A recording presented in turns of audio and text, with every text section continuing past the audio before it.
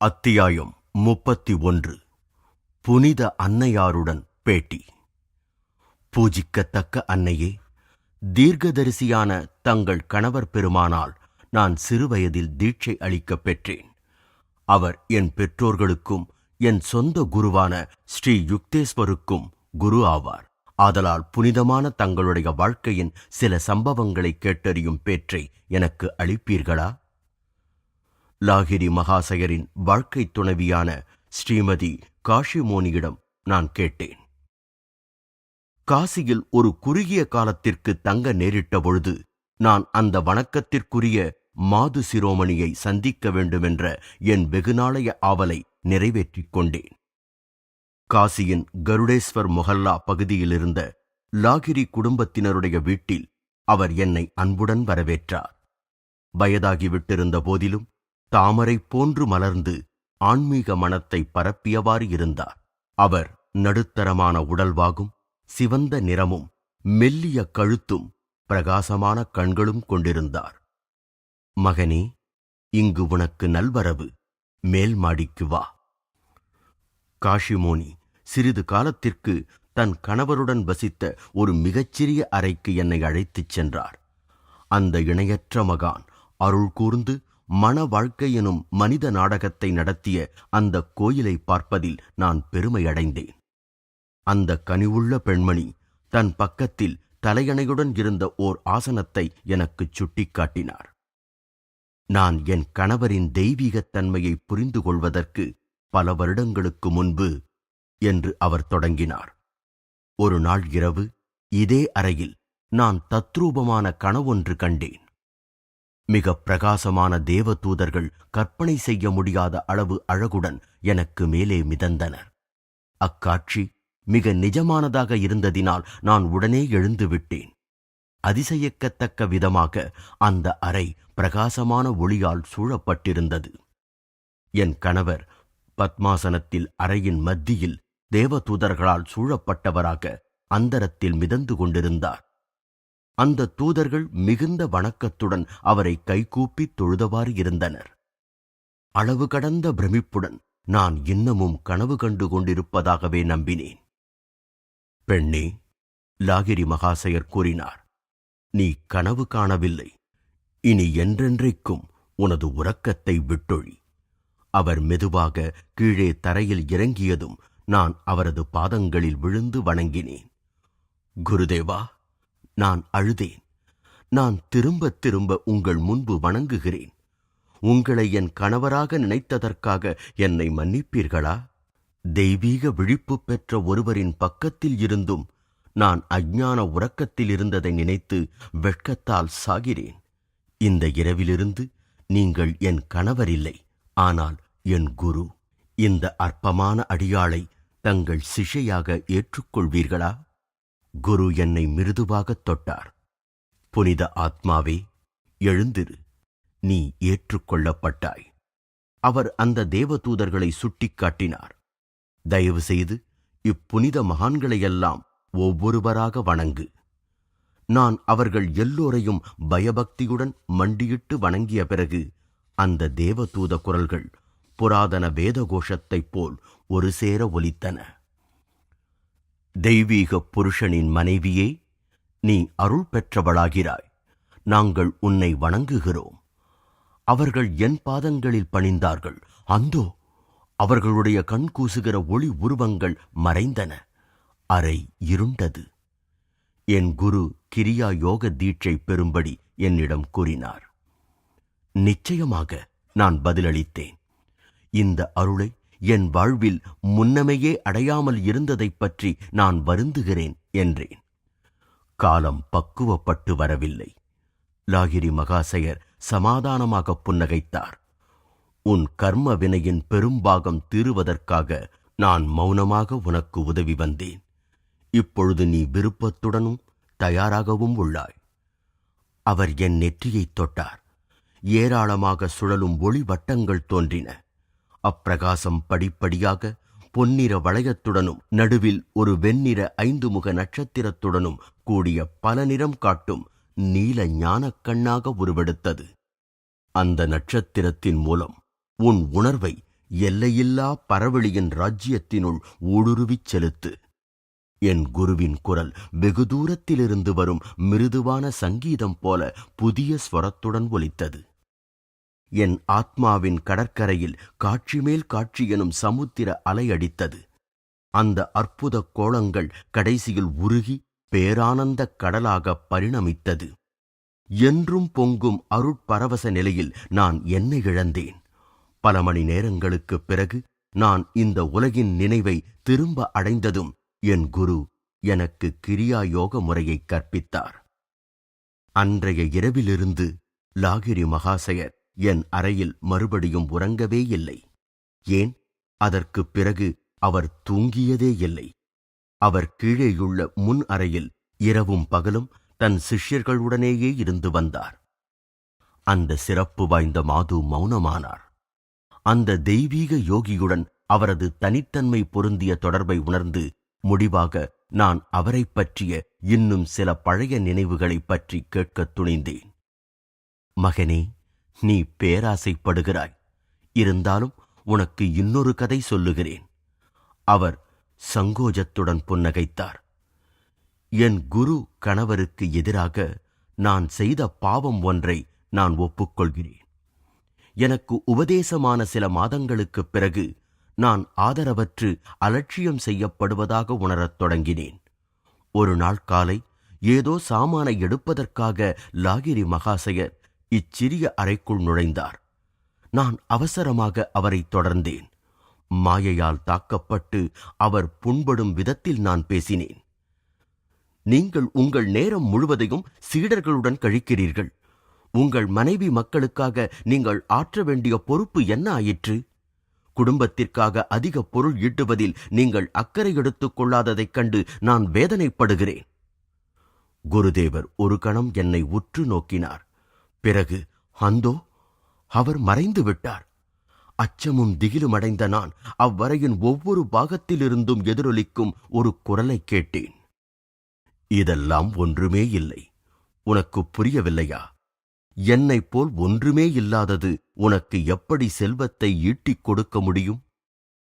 குருஜி, நான் கதறினேன். நான் லட்சக்கணக்கான தடவை உங்களிடம் மன்னிப்பு கோருகிறேன். என் பாவக் கண்களால் தங்களை பார்க்க முடியவில்லையே. தயவு செய்து தங்களின் புனிதமான உருவத்தில் தோன்றுங்கள்.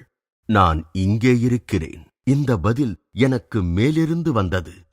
நான் மேலே பார்த்தபொழுது குருதேவர் காற்றில் உருப்பெற்று அவரது சிரம் மேல்தளத்தை தொட்டுக் கொண்டிருப்பதைக் கண்டேன். அவருடைய கண்கள் பார்வையை குருடாக்கும்படியான தீப்பிழம்புகளாயிருந்தன. அவர் அமைதியாக கீழே இறங்கியதும் எனக்குள் ஏற்பட்ட பயத்துடன் நான் விம்மியபடியே அவர் காலடியில் விழுந்தேன். பெண்ணே, அவர் கூறினார், அருட்செல்வத்தை தேடு, அற்பமான மதிமயக்கும் பொருட்செல்வத்தை அல்ல.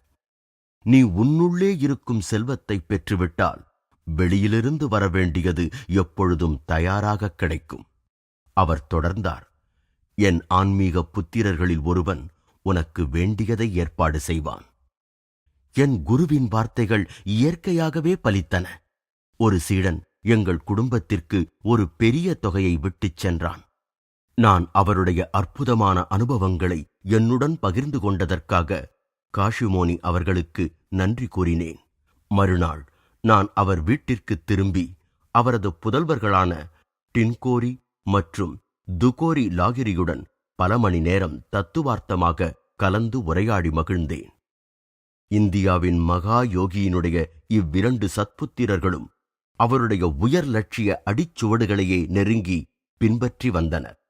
அவ்விருவரும் அழகாகவும் உயர்ந்து ஆஜானுபாகுவாகவும் அடர்ந்த தாடியுடனும் மென்மையான குரலுடனும் நடத்தையில் பழமையான பண்பாட்டு வசீகரத்துடனும் இருந்தனர். லாகிரி மகாசயருடைய பெண் சிஷ்யை அவரது மனைவியார் ஒருவர் மட்டும்தான் என்றில்லை. என் தாய் உட்பட நூற்றுக்கணக்கானவர்கள் இருந்தனர். ஒரு முறை ஒரு சிஷ்யை குருவிடம் அவரது புகைப்படம் ஒன்று வேண்டுமென்று கேட்டார். அவர் தன் படம் ஒன்றை கொடுத்தவாறு கூறினார், இதை நீ ஒரு ரட்சையாக கருதினால் அது அப்படியே ஆகும், இல்லாவிடில் அது வெறும் படம்தான். சில நாட்கள் சென்ற பிறகு இந்த பெண்ணும் லாகிரி மகாசயரின் மருமகளும் குருவின் படம் பின்னால் மாட்டப்பட்டிருந்த ஒரு மேசையின் அருகில் அமர்ந்து பகவத்கீதை படித்துக் கொண்டிருக்க நேர்ந்தது. ஒரு மின்னலுடன் கூடிய புயல் ஆங்காரத்துடன் வீசத் தொடங்கியது. லாகிரி மகாசயரே, எங்களை காப்பாற்றுங்கள்! அப்பெண்மணிகள் படத்தின் முன்னால் வணங்கினார்கள். மின்னல் மேசையின் மீதிருந்த புத்தகத்தை தாக்கியது. ஆனால் அவ்விரு பக்தைகளுக்கும் எந்த தீங்கும் நேரவில்லை. பொசுக்கும் அந்த உஷ்ணத்தை தவிர்ப்பதற்காக என்னை சுற்றி ஒரு பனிப்படலம் சூழ்ந்தது போல் நான் உணர்ந்தேன் என்று அந்த சிஷ்யை கூறினார். அபயா என்னும் சிஷ்யை சம்பந்தப்பட்ட 2 அற்புதங்களை லாகிரி மகாசயர் நிகழ்த்தினார். ஒரு நாள் அவளும் கல்கத்தாவில் வக்கீலாக பணியாற்றும் அவளுடைய கணவரும் குருவை தரிசிக்க வேண்டி காசிக்கு புறப்பட்டனர். வழியில் போக்குவரத்து அதிகமாக இருந்ததினால் அவர்கள் வண்டி சற்று தாமதமாக வந்தது.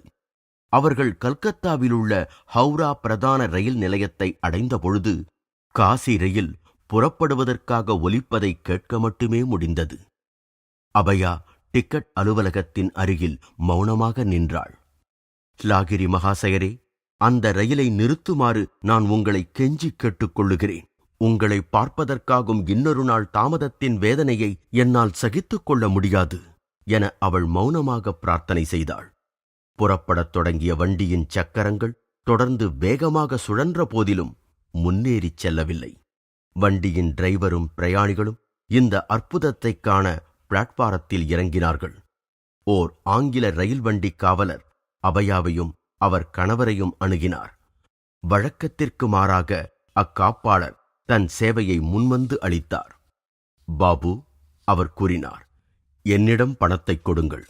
நீங்கள் வண்டியில் ஏறுவதற்குள் நான் உங்கள் பயணச்சீட்டை வாங்கிக் கொண்டு வருகிறேன். அந்த தம்பதிகள் ரயிலில் அமர்ந்து பயணச்சீட்டுகளை பெற்றுக்கொண்டதும் ரயில் மெதுவாக முன்னே நகரத் தொடங்கியது. வண்டி எப்படி கிளம்பிற்று என்பதோ முதலில் எப்படி நின்றது என்பதோ தெரியாமல் டிரைவரும் மற்ற பிரயாணிகளும் திகிலுடன் அவரவர் இடங்களில் தொற்றிக் கொண்டனர். காசியில் லாகிரி மகாசயரின் வீட்டை அடைந்ததும் அபயா மௌனமாக குருவின் முன் விழுந்து வணங்கினாள். மேலும் அவரது பாதங்களை தொட முயன்றாள். உன்னை அமைதிப்படுத்திக் கொள் அபயா, அவர் குறிப்பிட்டார். என்னை தொந்தரவு செய்வதில்தான் உனக்கு எத்தனை விருப்பம். நீ அடுத்த வண்டியில் இங்கு வந்திருக்க முடியாதா என்ன? அபயா மறக்க முடியாத இன்னொரு சந்தர்ப்பத்தில் லாகிரி மகாசயரிடம் சென்றாள். இம்முறை அவரை ரயில் வண்டியுடன் குறுக்கிட வேண்டவில்லை. ஆனால் குழந்தை பேற்றுக்காக வேண்டினாள். என் 9வது குழந்தை உயிருடன் வாழ வேண்டுமென என்னை ஆசீர்வதியுங்கள் என்று அவள் கூறினாள். எனக்கு 8 குழந்தைகள் பிறந்தன. எல்லாமே பிறந்ததும் சீக்கிரமே இறந்துவிட்டன. அந்த குரு அனுதாபத்துடன் புன்னகைத்தார். பிறக்கப் போகிற உன்னுடைய குழந்தை பிழைத்திருக்கும். நான் சொல்வதை தயவு செய்து கவனித்து கேட்டு அதன்படி நட. அந்த குழந்தை ஒரு பெண். இரவில் பிறக்கும். விடியும் வரையில் எண்ணெய் விளக்கு எரியும்படி பார்த்துக்கொள். தூங்கிப்போய் விளக்கை அணைய விட்டு விடாதே. எல்லாம் அறிந்த குருவின் சொற்படியே அபயாவிற்கு இரவில் ஒரு பெண் குழந்தை பிறந்தது. தாய் செவிலியிடம் விளக்கில் நிறைய எண்ணெய் வார்த்து வைக்கும்படி கூறினாள். 2 பெண்களும் மிக்க கவனத்துடன் அதிகாலை நேரம் வரை விழித்திருந்தனர். ஆனால் கடைசியில் உறக்கத்தில் ஆழ்ந்துவிட்டனர். விளக்கில் இருந்த எண்ணெய் கிட்டத்தட்ட தீர்ந்துவிட்டது. விளக்கு சுடர் மங்கலாக படபடத்தது. படுக்கையறை கதவின் தாழ்பாள் விலகி வேகமான ஒரு சத்தத்துடன் கதவு திறந்தது. அவர்களது ஆச்சரியமிக்க கண்கள் அங்கு லாகிரி மகாசயரின் உருவத்தைக் கண்டன. அபயா, அதோ பார், விளக்கு அநேகமாக அணைந்து விட்டது. அவர் விளக்கை சுட்டிக்காட்டியதும் செவிலி அதை மறுபடியும் நிரப்ப அவசரமாகச் சென்றாள். அது திரும்பவும் பிரகாசமாக எரியத் தொடங்கியதும் அந்த குருதேவர் மறைந்து விட்டார். கதவு மூடிக்கொண்டது. கண்களுக்கு யாரும் புலப்படாமலே தாழ்பாள் போடப்பட்டது. அபயாவின் 9வது குழந்தை பிழைத்தது. நான் 1935 விசாரித்த பொழுது அவள் இன்னும் உயிருடன் இருந்தாள். லாகிரி மகாசயரின் சிஷ்யர்களில் ஒருவரான மதிப்பிற்குரிய காளிகுமார் ராய் என்பவர் அவரது வாழ்க்கையில் குருதேவருடன் நிகழ்ந்த அநேக அற்புதமான சம்பவங்களைப் பற்றி என்னிடம் கூறினார். நான் அடிக்கடி அவருடைய காசி வீட்டில் தொடர்ந்து வாரக்கணக்கில் விருந்தாளியாக இருந்திருக்கிறேன். ராய் என்னிடம் கூறினார். தண்டி சுவாமிகள் எனப்படும் பல மகான்கள் அமைதியான இரவு நேரங்களில் குருவின் காலடிகளின் அருகில் அமர்வதற்கென அங்கு வருவதை நான் கண்டிருக்கிறேன். சில சமயங்களில் அவர்கள் தியானத்தை பற்றியும் மற்ற தத்துவார்த்த விஷயங்களைப் பற்றிய கலந்துரையாடலிலும் ஈடுபடுவார்கள். விடியற்காலையில் அந்த உன்னத விருந்தாளிகள் கிளம்பி விடுவார்கள். நான் அங்கு இருந்தபொழுது லாகிரி மகாசயர் ஒரு முறையாவது உறங்குவதற்கென படுத்ததை பார்த்ததில்லை. நான் அந்த குருவுடன் தொடர்பு கொள்ளத் தொடங்கிய ஆரம்ப நாட்களில் என் எஜமானரின் எதிர்ப்பை சமாளிக்க வேண்டியிருந்தது. ராய் தொடர்ந்தார். அவர் உலக விஷயங்களில் மூழ்கியிருந்தவர். என்னிடம் வேலை செய்பவர்களில் மத வெறியர்கள் வேண்டாம் என்று அவர் கடிந்து கொள்வார். எப்பொழுதாவது போலி அறிஞரான உன் குருவை நான் சந்தித்தால் அவர் நன்கு நினைவில் வைத்திருக்கும்படி சில வார்த்தைகளை சொல்லப் போகிறேன். இந்த மிரட்டல் என் தினசரி நிகழ்ச்சிகளை பாதிக்கவில்லை. நான் கிட்டத்தட்ட ஒவ்வொரு மாலையும் என் குருவின் முன்னிலையிலேயே கழித்தேன். ஒரு நாள் இரவு என் எஜமானர் என்னை தொடர்ந்து வந்து வீட்டின் முன் அறையில் முரட்டுத்தனமாக நுழைந்தார். அவர் முன்பு வாக்களித்திருந்தபடியான கண்டனங்களை கூற வந்திருக்க வேண்டும் என்பதில் சந்தேகமில்லை. அந்த மனிதர் உட்கார்ந்த உடனேயே லாகிரி மகாசயர் சுமார் 12 சிஷ்யர்கள் கொண்ட குழுவை நோக்கி பேசினார். நீங்கள் எல்லோரும் ஒரு படம் பார்க்க விரும்புகிறீர்களா? நாங்கள் தலையசைத்ததும் அவர் எங்களிடம் அறையை இருட்டாக்கும்படி கூறினார். எல்லோரும் ஒருவர் பின் ஒருவராக வட்டமாக அமர்ந்து உங்கள் முன்னால் இருப்பவரின் கண்களை உங்கள் கைகளினால் மூடுங்கள் என்று கூறினார். என் எஜமானரும் எல்லோரையும் போலவே, ஆனால் விருப்பமின்றி குருதேவரின் ஆணைகளை பின்பற்றுவதைக் கண்டு நான் வியப்படையவில்லை. சில நிமிடங்களில் லாகிரி மகாசயர் எங்களை நோக்கி நாங்கள் என்ன பார்க்கிறோம் எனக் கேட்டார். ஐயா, நான் பதிலளித்தேன். ஓர் அழகிய பெண் தோன்றுகிறாள். அவள் சிவப்பு கரையிட்ட புடவை அணிந்து யானைக்காது செடிக்கருகில் நின்று கொண்டிருக்கிறாள். மற்ற எல்லா சீடர்களும் அதையே கூறினார்கள். குருதேவர் என் எஜமானரிடம் திரும்பி வினவினார், உனக்கு அந்த பெண்ணை அடையாளம் தெரிகிறதா? ஆம்.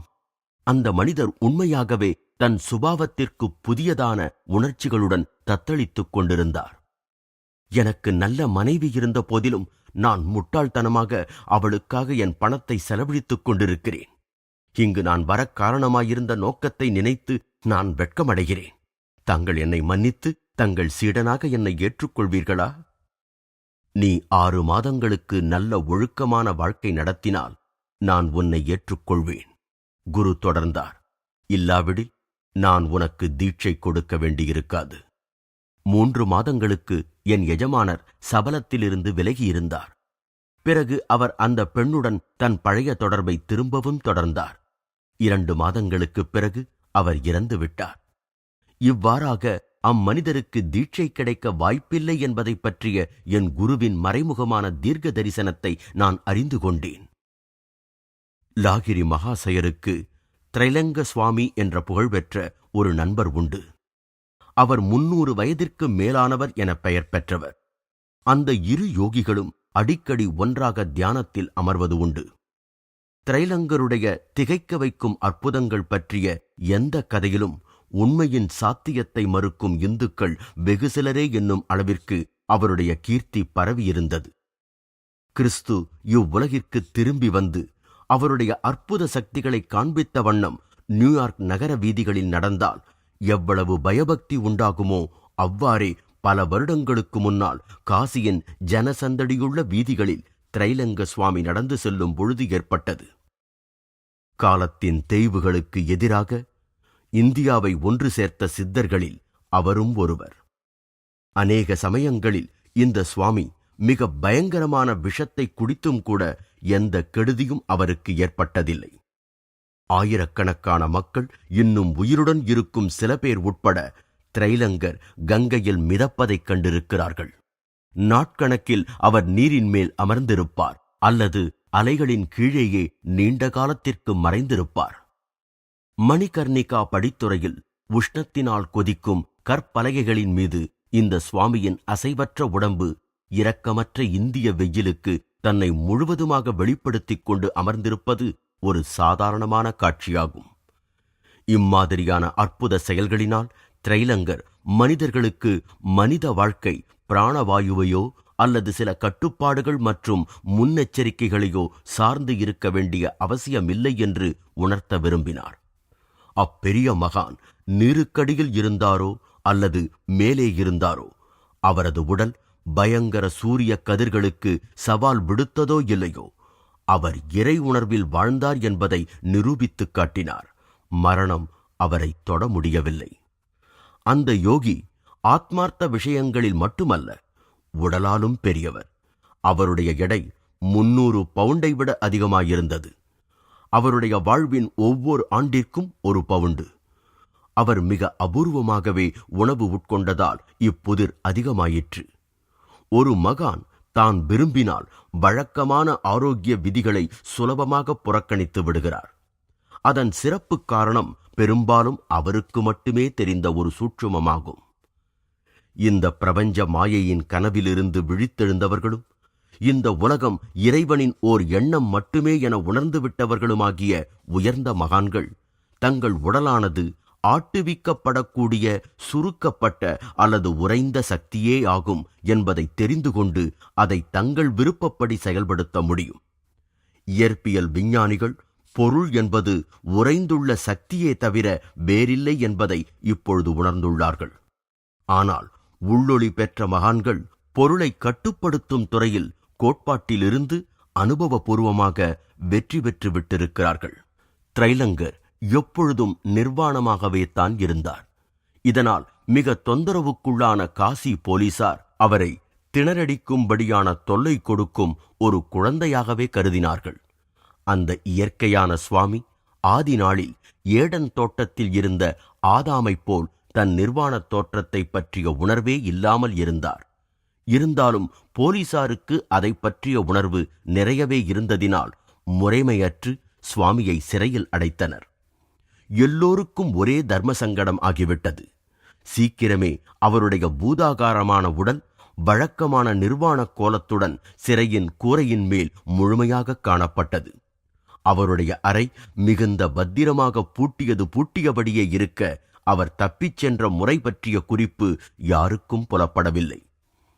மிக்க தவிப்படைந்த சட்ட அதிகாரிகள் மீண்டும் ஒருமுறை தங்கள் கடமையை நிறைவேற்றினர். இந்த தடவை சுவாமியின் அறை வாயிலில் ஒரு காவலாள் நிறுத்தி வைக்கப்பட்டான். மறுபடியும் அதிகாரம் உரிமைக்கு முன்னர் பணிந்தது. அம்மகான் சீக்கிரமே கூரை மேல் கவலையின்றி நடைபயில்வதைக் கண்டார்கள். நீதி தேவதை தன் கண்களை கட்டிக்கொண்டு இருக்கிறாள். திரைலங்கர் விஷயத்தில் தோற்றுப்போன போலீசார் அவளுடைய உதாரணத்தையே பின்பற்ற தீர்மானித்தனர். அந்த மகா யோகி வழக்கமாக மௌனத்தையே கடைபிடித்து வந்தார். வட்டமான முகமும் பீப்பாயைப் போன்ற பெரிய வயிறும் இருந்த போதிலும் திரைலங்கர் எப்பொழுதாவது மட்டுமே உணவு உட்கொள்வார். பல வாரங்கள் உண்ணாமலிருந்து பிறகு அவர் குடம் குடமாக பக்தர்கள் கொடுக்கும் கெட்டித் தயிரை குடித்து தன் விரதத்தை முடிப்பது வழக்கம். ஒரு தடவை நாத்திகன் ஒருவன் இவர் ஒரு போலி என்பதை வெளிப்படுத்த வேண்டுமென்று தீர்மானித்துக் கொண்டான். ஒரு பெரிய வாளி நிறைய சுவர்களுக்கு வெள்ளையடிக்கும் சுண்ணாம்பு கலவையை கொண்டு வந்து அந்த சுவாமியின் முன்னே வைத்தான். குருதேவா, அந்த நாத்திகன் போலி மரியாதையுடன் கூறினான், நான் தங்களுக்காக கொஞ்சம் கெட்டித் தயிர் கொண்டு வந்திருக்கிறேன், தயவு செய்து பருக வேண்டும் என்றான். திரைலங்கர் கொஞ்சமும் தயங்காமல் ஒரு சொட்டு கூட விடாமல் படிக்கணக்கில் அந்த எரியும் சுண்ணாம்பு கலவையை குடித்தார். சில நிமிடங்களில் அப்பாவத்தை செய்தவன் தரையில் விழுந்து வேதனை தாழாமல் புரண்டான். காப்பாற்றுங்கள் சுவாமி, காப்பாற்றுங்கள், அவன் கதறினான். நான் நெருப்பில் வேகிறேன், என் பொல்லாத பரீட்சையை மன்னித்தருளுங்கள். அந்த பெரிய யோகி தன் வழக்கமான மௌனத்தை கலைத்தார். அவர் கூறினார், பிறரை அவமதிப்பவனே, நீ எனக்கு விஷத்தை கொடுத்த பொழுது என் உயிர் உன்னுயிருடனே ஒன்றி இருக்கிறது என்பதை நீ உணர்ந்தாயில்லை. கடவுள் படைப்பின் ஒவ்வொரு அணுவிலும் இருப்பது போல் என் வயிற்றிலும் உள்ளான் என்பதை நான் அறிந்திருக்கவில்லையானால் இச்சுண்ணாம்பு என்னை கொன்றிருக்கும். இப்பொழுது நீ தன்வினை தன்னைச் சுடும் என்பதின் தெய்வீக விதியை உணர்ந்து கொண்டதனால் மறுபடியும் யாரிடமும் விஷமம் செய்யாதே. அந்த பாவி திரைலங்கரின் சொற்களினால் குணமடைந்து மெதுவாக அங்கிருந்து நழுவினான். வேதனை திருப்பி அனுப்பப்பட்டது அம்மகானின் விருப்பத்தினால் உண்டானதல்ல, ஆனால் தொலைதூரம் ஊசலாடுகின்ற படைப்பினுடைய கோலத்தை தாங்கி நிற்கும் நியாய விதியின் செயல்முறையால் உண்டானதாகும். திரைலங்கரைப் போன்று இறை உணர்வை அடைந்த மனிதர்களுக்கு இந்த தெய்வீக நியதி உடனுக்குடன் செயல்படும். அவர்கள் நாசம் செய்யும் அகங்காரத்தின் சுழல்களையெல்லாம் நிரந்தரமாக அகற்றிவிட்டார்கள். தானாகவே சரிப்படுத்திக் கொள்ளும் நியாயத்தின் மீது வைக்கும் நம்பிக்கையானது மனித அநியாயங்களைக் கண்டு நாம் அவசரமாக கோபம் கொள்வதை தணிக்கும். அந்த நம்பிக்கையால்தான் திரைலங்க சுவாமியை கொல்லவிருந்தவனுக்கு கைமேல் பலன் கிடைத்தது போன்று பெரும்பாலும் எதிர்பாராத வகையில் நியாயம் பெறப்படும். பழிவாங்குதல் எனக்குரியது, நானே பதில் செய்வேன் என்று கர்த்தர் சொல்லுகிறார். மனிதனுடைய எளிய வழிகளுக்கு அவசியமென்ன? இந்த பிரபஞ்சம் தானாகவே பழிவாங்குதலுக்கு வழிவகுத்துவிடும். மந்த புத்தியுடையவர்கள் தெய்வ நீதியின் சாத்தியக்கூறு, அன்பு, எல்லாம் அறிந்த தன்மை, சிரஞ்சீவித் தன்மை ஆகியவற்றை சாத்திரங்களின் வெற்று கற்பனைகள் என இகழ்கிறார்கள். நுண்ணுணர்வற்ற இக்கருத்துடைய மனிதர்கள் இப்பிரபஞ்சத்தின் பெருங்காட்சிகளைக் கண்டு பயபக்தி கொள்ளாமல் தங்களுடைய வாழ்க்கையில் இணக்கமற்ற சம்பவங்களை ஏற்படுத்தி கடைசியில் அவற்றால் ஞானத்தை தேடுவதற்கு நிர்பந்தப்படுத்தப்படுகிறார்கள். இயேசு ஜெருசலத்திற்குள் வெற்றிகரமாக நுழைந்த நிகழ்ச்சியின் பொழுது தெய்வீக நியதியின் சர்வ வல்லமையைப் பற்றி குறிப்பிட்டார். அவருடைய சீடர்களும் திரளான கூட்டமும் ஆனந்தத்தினால் கூச்சலிட்டு, பரலோகத்திலே சமாதானமும் உன்னதத்திலே மகிமையும் உண்டாவதாக என்ற பொழுது சில யூத பூசாரிகள் அந்த காட்சியை அநாகரிகமெனக் குறை கூறினர். போதகரே, அவர்கள் ஆட்சேபித்தார்கள், உம்முடைய சீடர்களை அதட்டும். ஆனால் இயேசு தன் சீடர்களை பேசாமல் இருக்க செய்தால் கற்கள் உடனே கூவத் தொடங்கிவிடும் என்று பதிலளித்தார். அந்த யூத பூசாரிகளை இவ்வாறு கண்டிக்கும் பொழுது இயேசு சுட்டிக்காட்டுவதாவது, தெய்வ நியதி என்பது வெறும் அலங்கார கற்பனையன்று.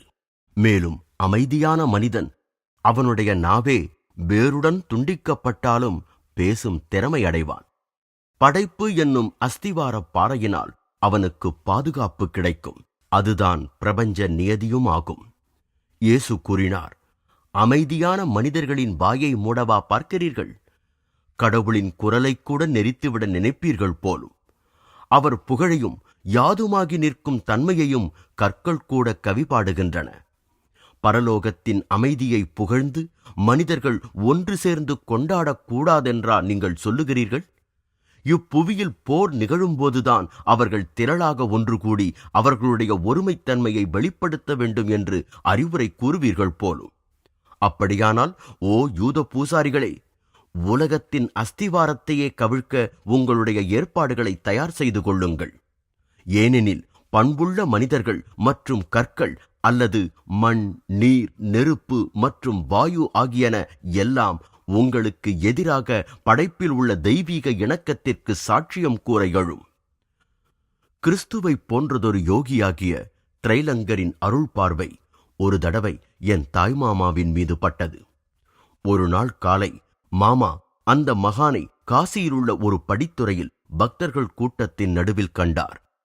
அவர் கும்பலினூடே நுழைந்து திரைலங்கரின் அருகே சென்று அவர் திருவடிகளை பணிவுடன் தொட்டுவிட்டார். மாமா தனக்கு வேதனை தந்து கொண்டிருந்த ஒரு நாட்பட்ட வியாதியிலிருந்து அக்கணமே விடுபட்டதைக் கண்டு பிரமித்து விட்டார். அந்த மகா யோகியின் சிஷ்யர்களுள் உயிருடன் இருக்கும் ஒரே சிஷ்யை சங்கரிமாய் ஜியு என்னும் பெண்மணியாவார். திரைலங்கருடைய ஒரு சிஷ்யரின் மகளான அவர் அவருடைய சிறு குழந்தை பருவத்திலிருந்தே சுவாமியிடம் பயிற்சி பெற்றார். அவர் 40 ஆண்டுகள் பத்ரிநாத், கேதார்நாத், அமர்நாத் மற்றும் பசுபதிநாத் ஆகிய இடங்களின் அருகிலுள்ள தனிமையான இமாலய குகைகளில் வசித்திருக்கிறார். 1826 பிறந்த அந்த பெண் துறவி தற்பொழுது 100 வயதைக் கடந்தவர். இருந்தபோதிலும் தோற்றத்தில் வயதானவராகத் தெரியாமல் தன்னுடைய கருமையான கூந்தலையும் ஒளி வீசும் பற்களையும் மற்றும் வியப்படைய வைக்கும் சக்தியையும் தக்க வைத்துக் கொண்டிருக்கிறார். அவர் குறித்த காலங்களில் நடக்கும் மேளாக்கள் அல்லது சமய சம்பந்தமான உற்சவங்களுக்கு விஜயம் செய்வதற்காக சில வருடங்களுக்கு ஒருமுறை தன் தனிமையிலிருந்து வெளிவருவார். இந்த பெண் துறவி அடிக்கடி லாகிரி மகாசயரிடம் செல்வதுண்டு. ஒரு நாள் அவர் கல்கத்தாவிற்கருகிலுள்ள பாரக்பூர் பகுதியில் லாகிரி மகாசயரின் பக்கத்தில் அமர்ந்திருக்கும் பொழுது அவருடைய மகா குருவான பாபாஜி அறையினுள் அமைதியாக நுழைந்து அவர்கள் இருவருடனும் உரையாடினார் என்று அவர் கூறினார். மரணமற்ற அம்மகான் அப்பொழுதுதான் நதியில் ஒரு முழுக்கு போட்டு வந்தது போல் ஓர் ஈரத் துணியை அணிந்திருந்தார் என்று அம்மாது நினைவு கூர்ந்தார். அவர் தெய்வீக அறிவுரை சிலவற்றை எனக்கு அளித்தருளினார். திரைலங்கர் காசியில் ஒரு குறிப்பிட்ட சமயம் லாகிரி மகாசயரை எல்லோருக்கும் மத்தியில் கௌரவிப்பதற்கென தன் வழக்கமான மௌனத்தை கைவிட்டார். திரைலங்கரின் சிஷ்யர்களுள் ஒருவர் ஆட்சேபித்தார். ஐயா, ஒரு சுவாமியும் துறவியுமான தாங்கள் ஏன் ஒரு இல்லறத்தாருக்கு இவ்வளவு மரியாதை கொடுக்கிறீர்கள் என்று கேட்டார். என் மகனே, திரைலங்கர் பதிலளித்தார், லாகிரி மகாசயர் ஒரு தெய்வீக பூனைக்குட்டியைப் போல. அந்த பராசக்தி எங்கு அவரை வைக்கிறாளோ அங்கு அவர் இருப்பார். லோகாயதமான மனிதனாக தன் பாகத்தை கடமை உணர்வோடு செய்து கொண்டே அவர் முழுமையான ஆத்ம ஞானம் பெற்றுவிட்டார். நான் அதை அடைவதற்கு எல்லாவற்றையும், ஏன் என் கோவணத் துணியைக் கூட துறக்க வேண்டியிருந்தது.